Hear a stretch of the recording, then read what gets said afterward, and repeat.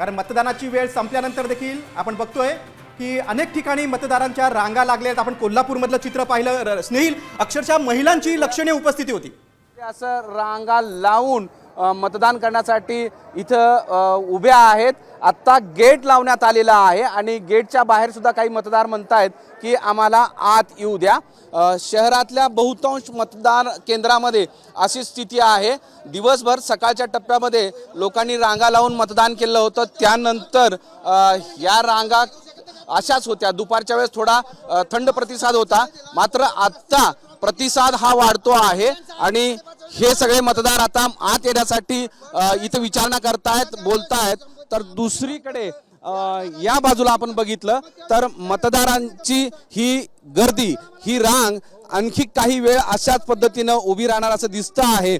5:30 नंतर मतदान प्रक्रिया थांबेल असं वाटत होतं, मात्र मतदारांचा हा अभूतपूर्व प्रतिसाद या ठिकाणी दिसतो आहे आणि प्रत्येक मतदाराला असं वाटतं की आता आपण मतदान करावं।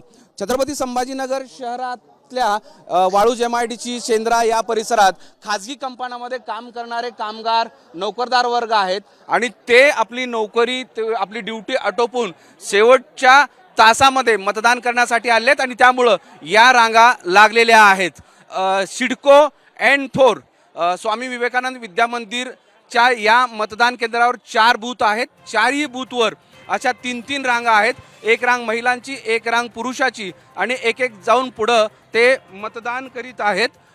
त्यासोबतच या परिसरातल्या बहुतांश मतदान केंद्रामधली ही स्थिती आहे। मुस्लिम बहुल भागामध्ये बायजीपुरा, किराडपुरा, त्याचनंतर रोशन गेट या परिसरामध्ये सुद्धा मतदार अशाच पद्धतीनं रांगा लावून मतदान करण्याच्या प्रयत्नात आहेत। या बाहेरच्या ह्या रांगा आहेत, त्यासोबतच आतही तितकीच गर्दी आहे।